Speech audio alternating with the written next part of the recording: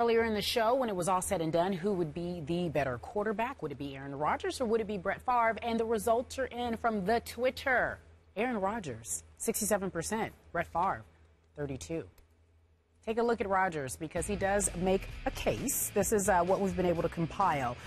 Most passing yards, touchdowns, and best touchdown to interception ratio through 100 starts. However, he and Favre do have the same exact record when it comes to wins and losses. So, Stephen A., I don't even know why I'm asking you this. The question is, did they get it right? I'm sure you already say yes. It's no big deal. I mean, come on. Now, what is the question? I want the question to be specifically asked. The Twitter followers get it right. What's the question? Hold on. At the end of the day, when it's all said and done, who will be the better quarterback? First of all, Aaron Rodgers will have more Super Bowl titles once his career is over than Brett Favre. Said and done. That's number one. Number two, the numbers that you just showed. Sure. Passer rating was superior. Record was identical. Completion percentage was higher. And, oh, by the way, 50 less interceptions. Go ahead. 104 to 54. I mean, come on now. Listen, I know I've gotten on Brett Favre many times in the past. But in all seriousness, I want to be completely honest and serious and forthcoming with this. I know that Brett Favre is a Hall of Famer. I know that this profession was lucky to have him. I know that he's one of the great quarterbacks in NFL history. I know that he's a future Hall of Famer as well. He should be. I'm very aware of all the superlatives attached to Brett Favre, and it is deserving. And the respect that he has from his contemporaries should tell you all you need to know, because people who've played the game, who've coached the game, who love the game, love Brett Favre because of what he represented. He was truly an Iron Man. My issue with Brett Favre was the last 5 years of his career where I thought he was the complete ultra prima donna. But it really wasn't about Brett Favre. It was about the fact that I felt most people couldn't get away with what he got away with. Right. And I just felt that he was the epitome. He was the walking embodiment of a double standard. But that may not be his fault. But in all seriousness, having said everything that I just said, I truly believe in my heart of hearts, with all seriousness, that he's not better than Aaron Rodgers, because in my opinion, no quarterback that I have watched with my two eyes is better than Aaron Rodgers. This brother is a bad man. I believe that Aaron Rodgers will go down as the greatest quarterback I've ever seen. He is Dan Marino with wheels. This dude can throw like that, but he can also run. Dan Marino was never that athletic, couldn't run that way, etc. I just look at all the, I look at everything. The only thing, and Teddy Bruschi, in your favor, Skip Bayless, he was on my radio show, Sirius XM, Mad Dog Sports Radio, 1 to 3 p.m. Eastern Time every weekday. Teddy Bruschi was on my show Friday.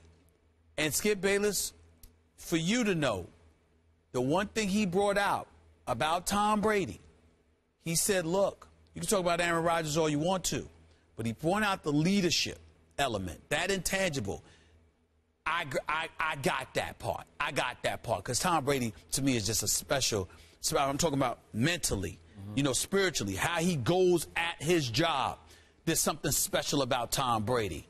But I'm talking about surely eye test, pure talent. In terms of all that is required of a quarterback, I have never in my life seen somebody better than Aaron Rodgers. And I truly mean that. He is a bad, bad man. Just for the record, when did you start watching Brett Favre? Do you know early Brett Favre? Do you get back into the early 90s? You go 92, 3, 4, 5? Yeah, I watched him. He was something special. He was something special. Do you remember his wheels early on? Yes, he had them. Beyond Aaron Rodgers' wheels. He had them, but he was he could flat out run. Yeah, but he was also very risque. He was a gunslinger. And what I'm saying to you is that as beautiful as he was, he took so many chances. The accuracy, he could, more times than not, he helped you. But he would hurt you from time to time in ways Aaron Rodgers never would. Okay. That's the difference there. I'm going to ask all of our viewers who are voting for Aaron Rodgers, probably our younger viewers, to please calm down and get a grip and maybe get a little bit more of a clue about what Brett Favre accomplished through his first 100 games. Because Stephen A. Smith has been able to pollute a lot of your brains with all this diva talk about Brett Favre, which is completely, utterly off target and unfair to Brett Favre. At age 39 and 40, Okay, I'm going to get to this in just a minute. You know, it's possible. It's certainly possible that Aaron Rodgers one day, I don't know, 10, 12 years from now, will go down as a greater quarterback than Brett Favre. But Aaron Rodgers has a long, long, long, long way to go to get to that position. Because even through their first 100, and you got me on the interceptions, the big glitch, the big fault in Brett Favre's game is that his coaches were never able to rein him in. He was like a spoiled brat of a young quarterback, supremely gifted, strongest arm in the game at that point with the wheels to match. And he got away with near murder when he got to Green Bay. They just let him rock and fire, and about half of them, it seemed like, went to the wrong team. But a whole lot of them went to the right team, which is why through his first 100 games, think about this, he won 3 MVPs. Brett Favre, 3 MVPs through his first 100 games. Aaron Rodgers, 1 MVP through his first 100 games. Playoff wins through his first just 100 games for Brett Favre. He was 9-4 in the postseason. Aaron Rodgers has fallen all the way to 5-4. 9-4 versus 5-4. And Aaron Rodgers, I don't know how, but he has managed to lose 3 of his last 4 playoff games, and 2 of them were at Lambeau Field. That's 3 out of 4 that he has lost, 2 of them at home. I don't think that's all-time great. I'm sorry. And both had won through 100 games, 1 Super Bowl, but Brett Favre got his team to 2 Super Bowls in his first 100 games. Now let's go to the end of Brett Favre's career when he was a diva.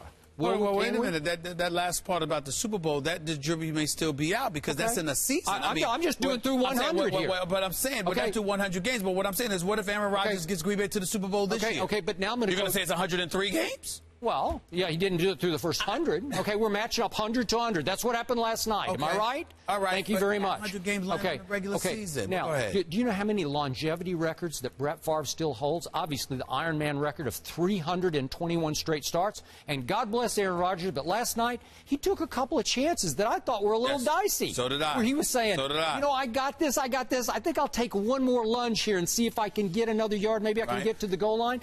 He got tagged a couple times, one time on the near sideline, and I don't know. Last year he got his collarbone broken. He missed 7 games last year. Can he get to age 39 and 40 when Brett Favre had 2 of his best years of his career? Remember the Jets year? He got the New York Jets to 8-3, and I thought he was the leader at that point, as did a lot of people, in the MVP race at age 39 before he ruptured his biceps tendon in his throwing arm, and it really limited the rest of his year. Next year, he comes back at Minnesota when you were all over him about, why didn't you report sooner? But he got to camp, he played a couple of exhibition games, and he took a team that a lot of people thought would finish last in that division all the way to 12-4. They crushed Dallas in their first playoff game at home when he threw 4 touchdowns to 0 interceptions. This is age 40 now we're talking about. 33 touchdowns to 7 interceptions. 102 passer rating. 33 to 7? I remember. Are you kidding me? I remember. And then he gets down to the hardest place to play that year in the National Football League was the Superdome against those Saints. Right. And got his Minnesota Vikings all the way to overtime. Now, he threw an interception that ended the game. But that was also because they took a knee and tried the 56-yard field goal. No, well, they had a 50-yard field goal before his coach sent in 12 men out of a timeout into the huddle and knocked him back 5 yards. Brad Childress. And then, Brad Childress, and they had to throw it one more time, and Brett Favre tried a Brett Favre throw, crossed the field, and threw it right to whoever it was for the Saints who ran it back. Okay. That's classic Brett Favre. But he got them to overtime against the New Orleans Saints that close to the Super Bowl at age 40. Seriously, can Aaron Rodgers do that? Because if he's on that kind of pace to have years at 39 and 40, he might eclipse Brett Favre. But I don't know if he can last that long. All I'm saying to you is this. You can make that argument all you want to. I can't dismiss it because Brett Favre played significantly more time than Aaron Rodgers has played. Brett Favre has passed for over 70,000 yards in his career. He's an Iron Man with the 300-plus consecutive starts. He's all of these things. That is undeniable. I am simply telling you that regardless of the greatness that I've seen from Brett Favre, it's not to sit there and say he wasn't great. I am telling you what I see from Aaron Rodgers. I think he can eclipse that. Now, he may not be able to eclipse it in terms of actual numbers because he may not play as long as Brett Favre may end up playing or whatever the case may be. But I'm telling you, his skill, his ability to throw the football in the pocket, on the run, read defenses, keep the mistakes to a minimum, I get it, etc. Right. I believe that Aaron Rodgers has a shot at being the greatest quarterback in the history of the NFL. We can't sit here and look at him based on this minimal body of work compared to the longevity of Brett Favre and say, oh, he's better than Brett Favre. I mean, because with Brett Favre, he's earned the right for any of us to sit there and say, okay, can you withstand the test of time? Because Brett Favre did this year after year after year after year after year. But I am telling you, if anybody could do it, it's Aaron Rodgers. Because Brett Favre at his best and Aaron Rodgers at his best, I would want Aaron Rodgers. I would want Aaron Rodgers. I'm still taking Brett Favre. Okay. And again, I saw early Favre. I saw a guy who, I'm going back to the Sterling Sharp days in Green Bay. Yep. Who had, again, this fantastic. This is Elway Marino, or his contemporary. Yep. A little stronger arm, a little better deep thrower. Yep. Now, the throw that Aaron made last night to clinch the game to Jordy Nelson, it was a thing of beauty. Beauty. It took my breath away. I said, that's pretty hard to beat. I'm not sure I've ever seen anything much better than that. Yes. But Brett Favre used to make those throws in the early days. Here's the problem, Skip. You could watch Brett Favre play in a game and be at his best, and you sensed an interception was coming. I don't get that from Aaron Rodgers. Okay. And that's all I'm saying. And how do you defend 3 of his last 4 playoff games he has lost? Brett Favre through first 100, 9-4 in the playoffs versus 5-4. I don't really count last year because of the collarbone injury that took him out for 7 games. But outside of that, that still brings in those other games that he lost. I get that. But I also think that if you remember when Brett Favre won the Super Bowl with Green Bay. You remember the defense Green Bay had? The minister of defense with Reggie White and those boys? I mean, they weren't listen, they weren't there until Reggie White got there. Yeah. Let's not negate that. I'm not saying that Brett Favre didn't deserve the accolades, but that defense with Reggie White and those boys had something to do with it too. I'm telling you, Aaron Rodgers is carrying the Green Bay Packers. Without him, they ain't a playoff team. Yeah, they don't matter. Yeah, listen. Brett Favre's teams, Brett Favre made a lot of magic for those teams. Okay, I agree with that. He did. I agree with that. All right, so again, the folks at home on the Twitter say that it is Rodgers, 67%, Brett Favre, 33%. When we come back, we're going to talk about one Johnny Manziel. But before we do that, let's head to the Call of Duty Green Room where we find